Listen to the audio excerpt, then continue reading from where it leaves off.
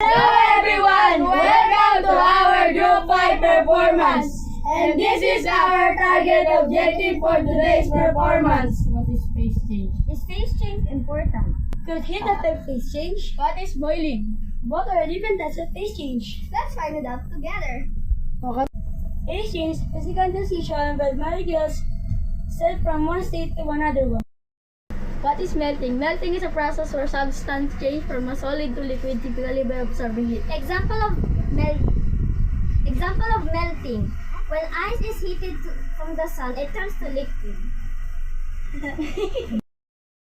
Freezing is a physical phase transition where liquid turns into solid because its temperature drops below its freezing point.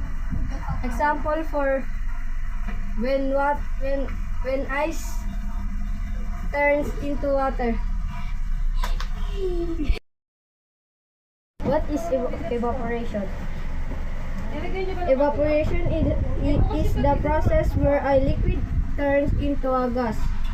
An example of evaporation is the water is heated and turned into gas. Condensation. Condensation is the physical process where a gas loses heat and forms into a liquid. Example, when a cloud loses heat, it will turn into liquid water. What is sublimation? Sublimation is a phase transition where solid turns directly into gas without passing through the immediate state of liquid. The example of sublimation is dry ice. Dry ice is a solid that directly turns into a gas. It is a thermodynamics process where a gas directly turns into a solid that does not interfere with the liquid phase. An example of deposition is hail. Hail is a phenomenon, a gas that directly turns into a solid. Important of phase change allow matter to absorb or to release massive amount of energy related to heat without changing temperature. It happens when there is no phase change in our daily life. Life as we know it would grind into a halt in our environment as in humanity will collapse. Of this, collapse of hydrological cycle.